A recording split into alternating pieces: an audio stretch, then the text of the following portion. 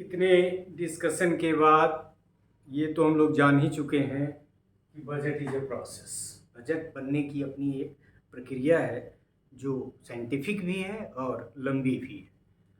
Usually the process of budget formulation has 4 steps.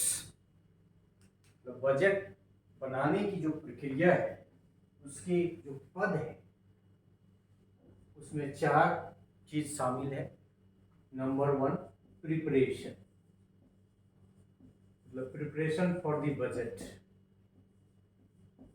उसमें बहुत सारे इंफॉर्मेशन की जरूरत है। और फॉर्म ऑफ द बजट, ये बजट किस तरह का होगा। और इस तरह से यदि 4 और अदर का 4 मिला दें तो 8 तरह के बजट के बारे में हम लोगों ने पढ़ा कि there are different types of budget, जिसमें हम लोगों ने flexible budget, rigid budget, master budget, departmental budget और फिर इधर 4 बजट जो अभी हम लोगों ने पढ़ा है। So form of the budget.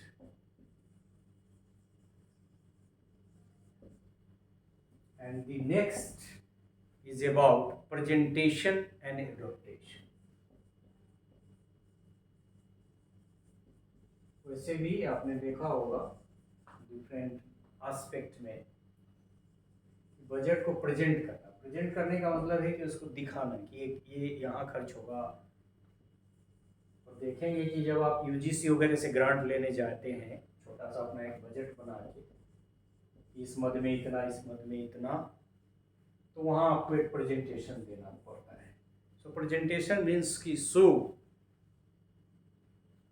कि how budget is being prepared और किस मद में कितना खर्चा है। एंड देन एडमिनिस्ट्रेशन,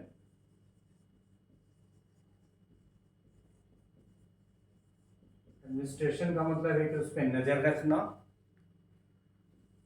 कि बजट कैसे खर्च होगा। It is administrative responsibility. So administration of the budget.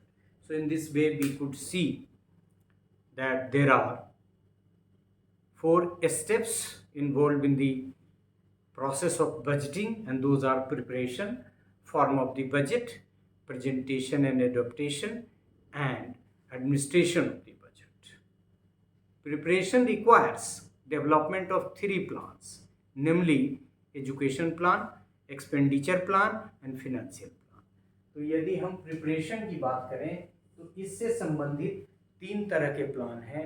एक तो आपका एजुकेशनल प्लान कि आपको एजुकेशन के रिक्वायरमेंट वगैरह को देख के वो प्लान होगा, और उसी से संबंधित आपका किस पे कितना खर्च होगा, एक्सपेंडिचर का प्लान होगा।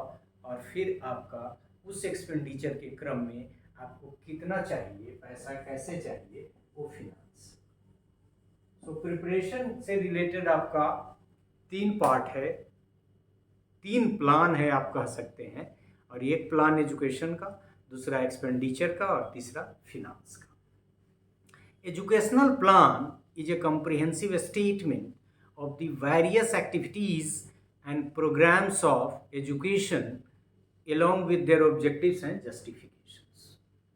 तो आप वैसे भी गेस कर सकते हैं एजुकेशनल प्लान का मतलब क्या। This educational plan needs to mention whether the quality and quantity of education will be ensured and how। मतलब इतना चाहिए मैन पावर इस चीज़ के लिए, इतना इसकी ज़रूरत है, इस लेवल का इतना मैन पावर चाहिए, और फिर उसके एक्सपेंडिचर के बारे में।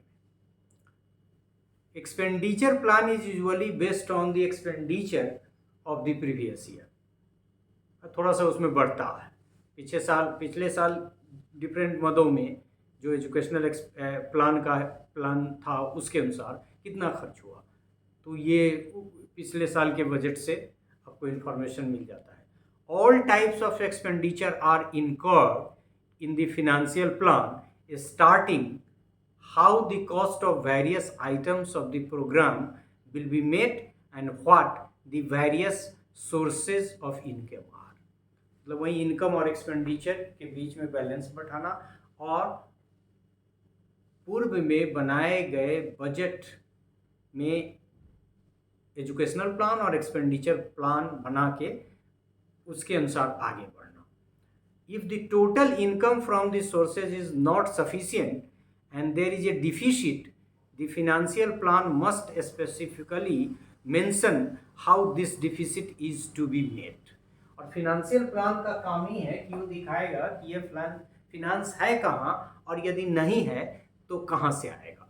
लेकिन ये और महत्वपूर्ण तब हो जाता है जब आमदनी से खर्च ज़्यादा है बजट में, तो ये दिखाना जरूरी है इस फिनेंशियल पार्ट में कि बाकी की जो मुद्रा है, बाकी की जो राशि है, जो चाहिए बजट के कंप्लीशन में, बजट के फुल इम्प्लीमेंटेशन में, तो कहाँ से आएगा। तो उसको कहता है फिनेंशियल प्लान। मतलब फिनेंशियल प्लान में इस बात का जवाब होना चाहिए कि डिफिसिट बजट की स्थिति में, डिफिसिट का मतलब है जिसमें घाटे का बजट, तो डिफिसिट बजट की स्थिति में शेष अमाउंट कहाँ से आएगा, कौन फिनांस करेगा, उसकी व्यवस्था कैसे होगी। The form in which budgets are prepared are varied. पहला प्रिपरेशन में हमने तीनों को expenditure, educational plan, expenditure plan, financial plan and their interrelationship की बात कर ली। अब हम लोग ये form of the budget, the forms in which budgets are prepared are varied, but three elements are generally common to them. They are preamble, data and estimates of the receipt and expenditure. preamble का मतलब है कि वो सिद्धांत क्या है, क्या नियम है, कैसे गवर्न होगा, what are the guiding principle and like that। और दूसरा है आपका डाटा, पिछले साल का प्रीवियस, अभी हम लोगों ने देखा कि ये एक्सपेंडिचर में हम लोग देखते हैं और उसी से फिनांस भी ट्रांसलेट होता है। और फिर एस्टीमेट, रिसिप्ट का और एक्सपेंडिचर का। तो ये the budget prepared is to present और submit for the approval, when the budget is approved it becomes operational.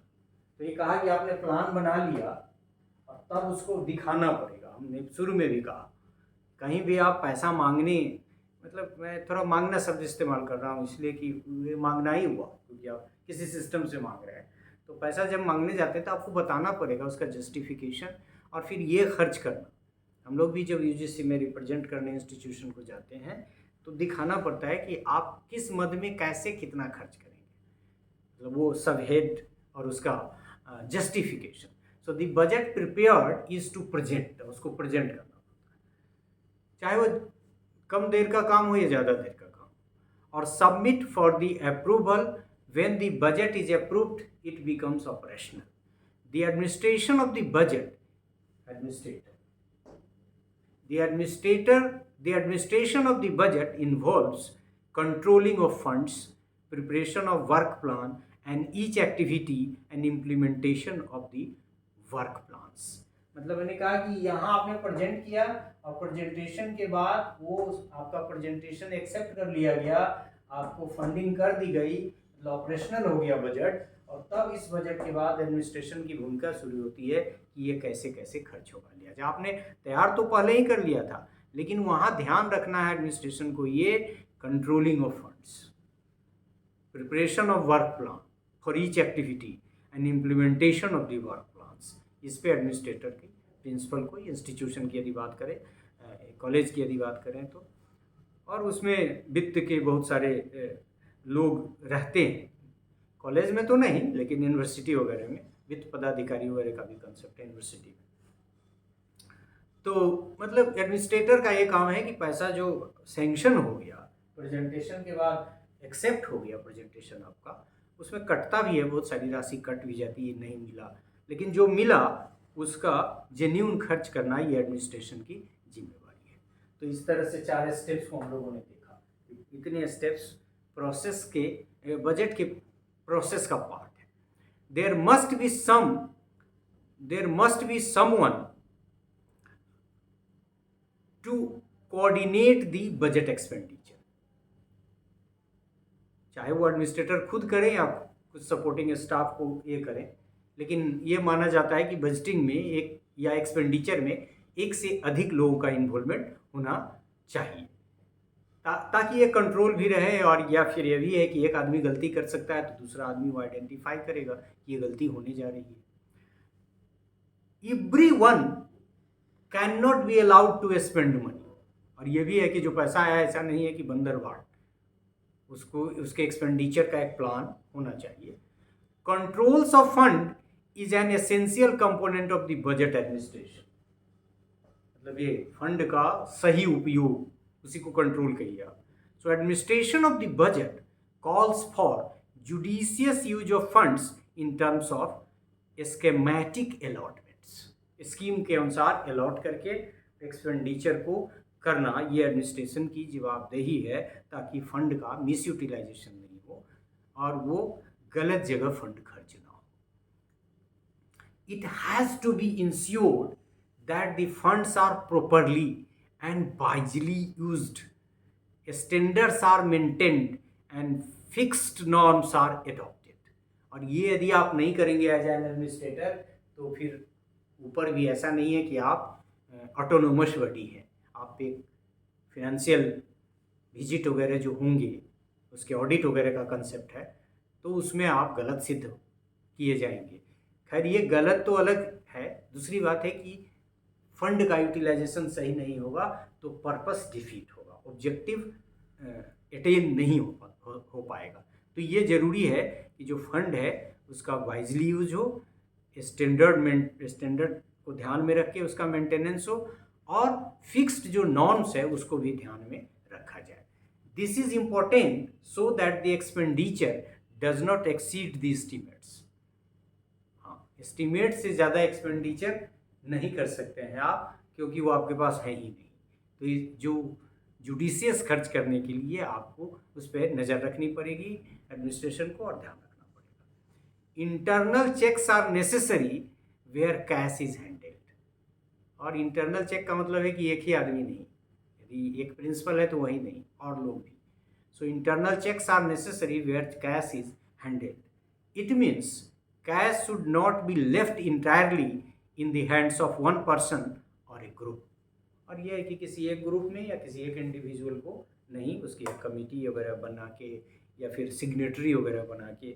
और वैसे भी बजट जो खर्च होता है उसका एक प्रोसेस बना हुआ है कि आप टेंडर इनवाइट करते हैं और फिर उसकी एक कमेटी होती है, उसमें बहुत सारे मेंबर्स होते हैं और वो डिसाइड करके फिर उसको आगे बढ़ाते हैं।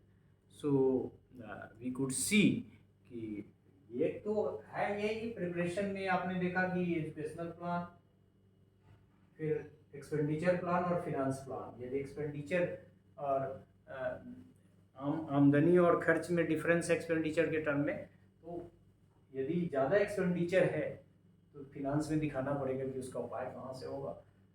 बजट के फॉर्म के बारे में हम लोगों ने बात की, प्रेजेंटेशन आपको करना है, जो बजट बनाया आपने डिफरेंट मन में कितना अमाउंट चाहिए क्या, और जब वो एक्सेप्ट हो जाएगा तो ऑपरेशनल हो गया, और जब ऑपरेशनल हो गया तो धीरे धीरे आपको फंड, जैसे वो फंड एक बार 40% 30% जितना देना है वो ऊपर का काम है, वहाँ से जब आपको फंड मिलेगा तो फिर उसको खर्च करना है। तो ये बड़ी जिम्मेवारी है एडमिनिस्ट्रेशन का कि एक कमेटी बना के और फिर डिफाइंड सिस्टम, ऑलरेडी डिफाइंड है, इवन कॉलेज वगैरह का भी सिस्टम डिफाइंड है, तो उसके अकॉर्डिंगली काम किया जाए। So budgeting is a process and if it is being properly followed we can achieve the objectives for which budget has been made.